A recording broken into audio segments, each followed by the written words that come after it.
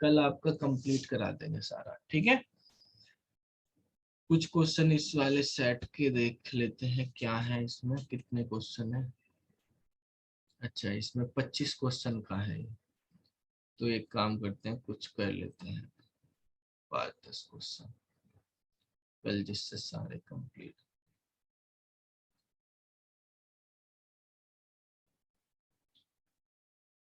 पहले क्वेश्चन पे आ जाते हैं। देखो बेटा बताओ, विच ऑफ द फॉलोइंग की is not found in normal computer या लैपटॉप।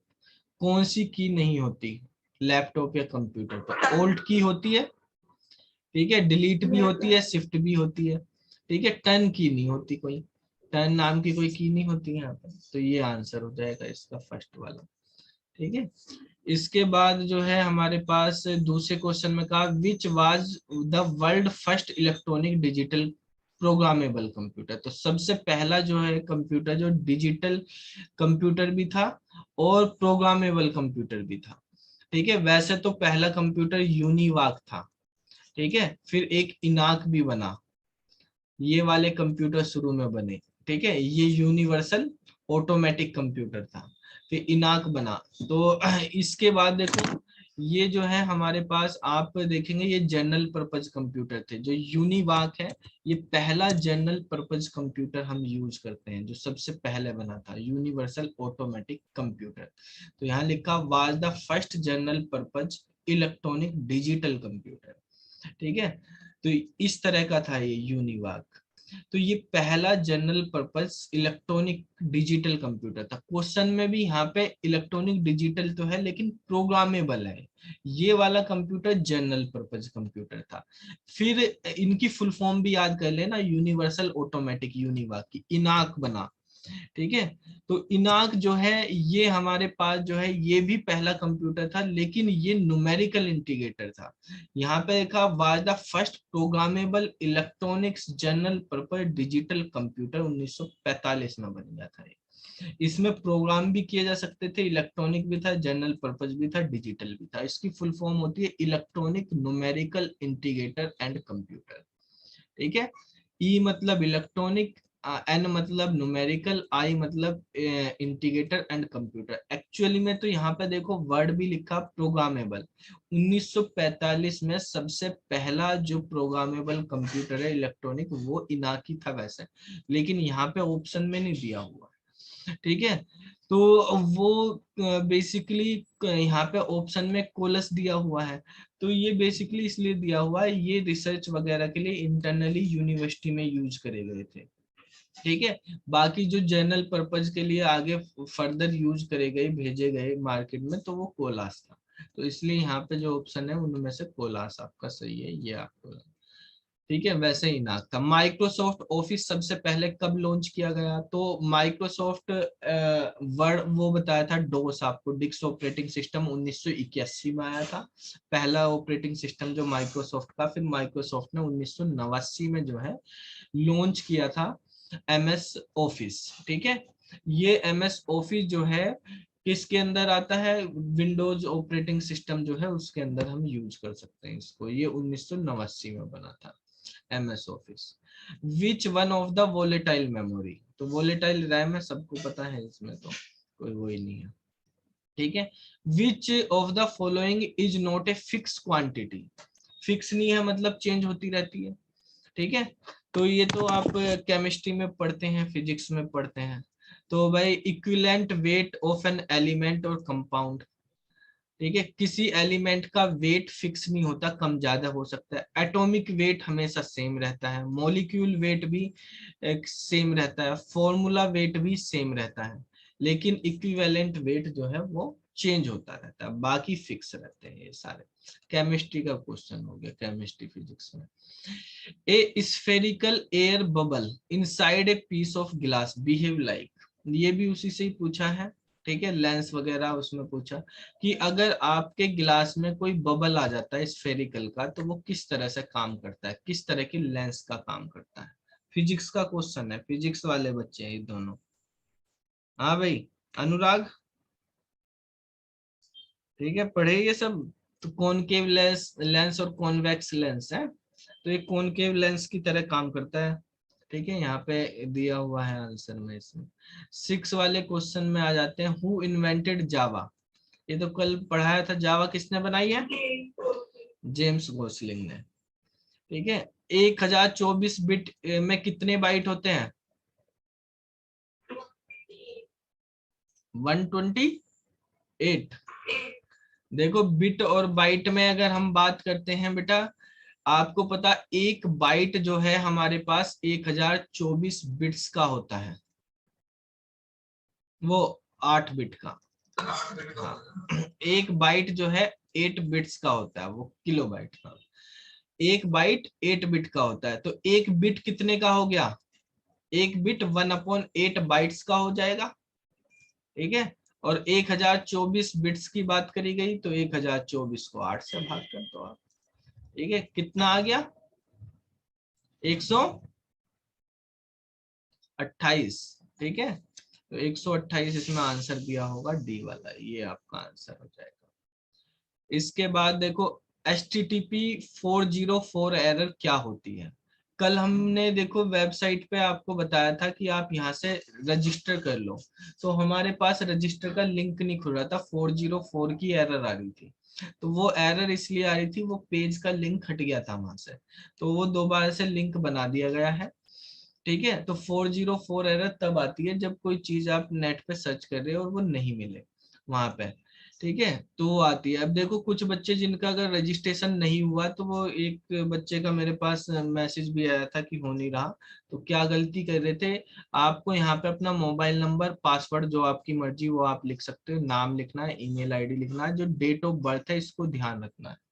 ठीक है, डेट ऑफ बर्थ का फॉर्मेट पहले दो है YY, फिर है MM, और फिर है DD। इस फॉर्मेट में आपको लिखना। ठीक है, तो शुरू में आपको जैसे मान लिया आपकी डेट ऑफ बर्थ है 15 जून 1999, तो आपको इस तरह से यहाँ पे लिखना 9906 और फिर 15। ठीक है, अगर 2000 भी है आपकी डेट ऑफ बर्थ, तो 000615 ऐसे लिखेंगे, तब ये चलेगा। ठीक है, तो ये चीज ध्यान रखनी है। वैसे ही लिख दो जो फॉर्मेट में लिखा, और जो टू डे डेट वो इस फॉर्मेट में लिखनी है। जैसे आज की डेट 2022 है, तो पूरी लिखेंगे 2022। ठीक है, MM पूरा लिखना 6। ठीक है, और 15 इस तरह से, ये तब जाएगा।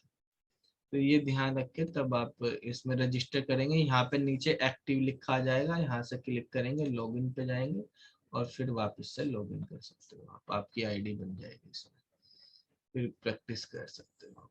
तो HTTP 404 का मतलब होता है an error message including server not found, यानी कोई चीज आपको नहीं मिली सर्वर पे, तो वो हो जाएगा। विच मिक्सर ऑफ गैस, ये तो केमिस्ट्री के क्वेश्चन दे रखे हैं इसमें, हमें तो आते नहीं। Mixer of gas at room temperature does not obey Dalton law of partial pressure, आपको पता ही होगा भाई इसमें क्या होता है, फिजिक्स केमिस्ट्री वाले बच्चे हो तुम, पढ़ते ही हो। बी आंसर दे रखा, कैसे होगा। नेक्स्ट है which of the following device is a volatile storage, तो रैम जो होती है वोलेटाइल होती है। ठीक है, इसमें दिया हुआ 2 electrons occupy the same orbital, तो ये केमिस्ट्री के क्वेश्चन भी भरती है कंप्यूटर फील्ड में। चलो इसमें बता, how long it takes to locate a file in is called, यानी आप कोई फाइल सर्च कर रहे हैं, तो कितनी देर में वो फाइल आपको मिलती है, आप सर्च करते हैं, तो उसको हम क्या बोलते हैं? उसको बोलते हैं बेटा एक्सेस टाइम। किसी चीज को हम एक्सेस कर रहे, सर्च कर रहे, तो कितनी टाइम में वो मिली, वो एक्सेस टाइम। रेस्पॉन्स टाइम वो होता है कि हमने उसको मान लिया कोई चीज ओपन कर रहे हो आप, जैसे फाइल को ओपन कर रहे, कितनी देर में ओपन होकर आ रही, तो वो रेस्पॉन्स में आएगा। एक्सेस टाइम जो होता है हमारे पास, किसी चीज को एक्सेस करना, ओपन करना, सर्च करना। ठीक है, तो वो आ जाएगा। रेस्पॉन्स टाइम होता है कोई प्रोसेसर जब सीपीयू के एग्जीक्यूट होने के लिए सीपीयू की क्यू में लग गया, तो उसको कितनी देर बाद नंबर आया, क्यू में लगे हुए, मेमोरी के अंदर क्यू में लगा हुआ है एग्जीक्यूशन के लिए, तो कितनी देर बाद उसका नंबर आता है, वो उसका रेस्पॉन्स टाइम कहलाता है। एक्सेस टाइम उसको पूरा का पूरा टाइम हो जाता है, मतलब उसका रेस्पॉन्स टाइम, वेटिंग टाइम, उसका एग्जीक्यूशन टाइम, वो सारा उसमें आ जाता है। ये सब फिर से केमिस्ट्री का क्वेश्चन है, ठीक है। चलो ये हमारे पास कंप्यूटर के क्वेश्चन, जनरल कंप्यूटर जी के है कंप्यूटर के। For his major role in development of computer chip Pentium, ठीक है, इनमें से किसी ने पेंटियम का रिसर्च किया है। Which Indian IT expert is called the father of Pentium, ठीक है, कौन सा इंडियन इनमें से फादर ऑफ पेंटियम कहलाता है, जिसने पेंटियम चिप, पेंटियम वे आते हैं ना, कंप्यूटर आते हैं, ठीक है, P4 वगैरह आपने सुने होंगे, चिप आती है मतलब हमारे पास, ठीक है। तो वो फादर ऑफ कंप्यूटर है, वो फादर ऑफ पेंटियम है विनोद झा, इन्होंने किए थे पेंटियम के बारे में रिसर्च करी थी, डेवलप किया था। इसके बाद which of the following is an example of open source software. तो ओपन सोर्स का मतलब होता है जिसका कोड आप चेंज कर सकते हो, आपको कोड मिल जाता है, उसको चेंज कर सकते हो, आप उसमें डेवलपमेंट इंप्रूवमेंट कर सकते हो। तो मोजिला फायरफॉक्स जो है ये ओपन सोर्स है। माइक्रोसॉफ्ट का कोई भी चीज जो है वो ओपन सोर्स नहीं है, और ना ही एडोबे का, जो फोटोशॉप, एक्रोबेट, रीडर, ये राइटर वाइटर कुछ भी, ठीक है। तो यूनिक्स, लाइनेक्स जो है, लाइनेक्स ओपन सोर्स है, ठीक है। माइक्रोसॉफ्ट का कोई ओपन सोर्स नहीं है। तो मोजिला फायरफॉक्स जो है इसमें ओपन सोर्स है। In a book of which author was the word computer first mention, ठीक है। तो word computer, in a book of which author was the word computer first mention. अच्छा, इसमें ये पूछा है कौन सी बुक में सबसे पहले, यानी किस बंदे ने अपनी बुक में सबसे पहले कंप्यूटर वर्ड का यूज किया, ठीक है। ये क्वेश्चन है कि इनमें से ये कुछ ऑथर के नाम लिखे हुए हैं, तो कौन से ऑथर ने सबसे पहले कंप्यूटर वर्ड का यूज किया अपनी बुक में। तो ये नाम है रिचर्ड ब्रेथवेट, ठीक है, इन्होंने यूज किया है। जनरल क्वेश्चन है ये भी। तो product formed the reaction of, ये केमिस्ट्री का क्वेश्चन है, एल्काइन वगैरह का। ये फोकल लेंथ फिजिक्स का क्वेश्चन होगा। Which part of computer carry out of arithmetic and logical operation, किस में होते हैं, ALU में, ठीक है बेटा। अर्थमेटिक और लॉजिक यूनिट होती है, तो उसके अंदर हमारे पास ऑप्शन ये होता है। अच्छा, area under velocity time graph, physics का क्वेश्चन दे रखा है, ये फिजिक्स केमिस्ट्री मिक्स कर दिया इसमें। चलो ये है which of the following computer language used for artificial intelligence, कौन सी होती है। पाइथन भी यूज होती है, कोबोल होती थी पहले, तो पाइथन इसमें नहीं है, तो आप कोबोल आंसर लगा देंगे। कोबोल भी बेटा हमारे पास जो है आर्टिफिशियल इंटेलिजेंस के लिए यूज करी जाती है। Which of the following is not a valid domain, इनमें से कौन सा वैलिड नहीं है, बताओ। google.com होता है, yahoo.co.uk है, सी वाला नहीं है, बाद में याहू आ रहा है इसमें, ठीक है। तो याहू नाम का कोई डोमेन नहीं बना हुआ, com.co.uk.ac.in होते हैं, डॉट याहू नहीं होता है, याहू पहले होता है, .com वगैरह .in वगैरह ये होता है, तो सी आंसर हो जाएगा। ग्रेविटेशनल फोर्स के बारे में है, ये आपको पता ही होगा, ठीक है। और ये वेव के बारे में, ये तो कल हम पढ़ा ही रहे थे, वेव, ट्रांसवर्स वेव क्या होती है, इलेक्ट्रोमैग्नेटिक वेव होती है, केमिस्ट्री में भी आप फिजिक्स में पढ़ते हो, ठीक है। मतलब इनकी डायरेक्शन जो है वो होती है परपेंडिकुलर, कल इनके बारे में ये क्लास अपलोड भी करी थी वो। इनमें जो है इलेक्ट्रोमैग्नेटिक और जो है इलेक्ट्रिक फील्ड और मैग्नेटिक फील्ड के संपर्क में आने से जो वेव जनरेट होती है उनको बोलते हैं इलेक्ट्रोमैग्नेटिक वेव। और इनमें जो इलेक्ट्रिक फील्ड होता है और हमारे पास मैग्नेटिक फील्ड होता है, एक दूसरे के परपेंडिकुलर होते हैं। ये इलेक्ट्रिक फील्ड है, ये मान लिया मैग्नेटिक फील्ड है, और जेड डायरेक्शन जो होती है उसमें E/m हो जाएगा, ठीक है। इस तरह से ये इसका रिजल्ट बन के आता है। 3 डायमेंशन में ये वेव चलती है, इलेक्ट्रोमैग्नेटिक वेव के थ्रू हम सिग्नल ट्रांसमिट करते हैं। जो भी हमारे आसपास वाईफाई या रेडियो वेव, माइक्रोवेव, इंफ्रारेड, ये सारी चलती हैं, वो सब इलेक्ट्रोमैग्नेटिक वेव होती है, और ये परपेंडिकुलर डायरेक्शन होती है इनमें, ठीक है। तो इलेक्ट्रोमैग्नेटिक वेव को फिर फर्दर रेडियो वेव में, माइक्रोवेव में, ठीक है, और मतलब जो भी हम वायरलेस मीडिया यूज करते हैं ट्रांसफर करने के लिए उसमें होते हैं। इलेक्ट्रोमैग्नेटिक वेव का फायदा ये होता है, ये किसी मीडियम के थ्रू भी ट्रेवल कर लेती हैं और वैक्यूम में भी ट्रेवल कर लेती हैं। इलेक्ट्रोमैग्नेटिक वेव जब वैक्यूम में जाती है तो इनकी स्पीड लाइट की स्पीड के बराबर ही होती है, ठीक है। और अगर ग्लास में जा रही है, वाटर में जा रही है, तो वहां से कम हो जाती है कुछ स्पीड, ठीक है। तो ये हमारे पास जो है इलेक्ट्रोमैग्नेटिक वेव के बारे में क्वेश्चन था। तो जो ट्रांसवर्स वेव होती है उन वे इलेक्ट्रोमैग्नेटिक वेव ही होती है। इनमें जो है जो इलेक्ट्रिक फील्ड और मैग्नेटिक फील्ड की डायरेक्शन होती है वो एक दूसरे के परपेंडिकुलर होती है। तो ये हमारे पास डी वाला ऑप्शन हो जाएगा।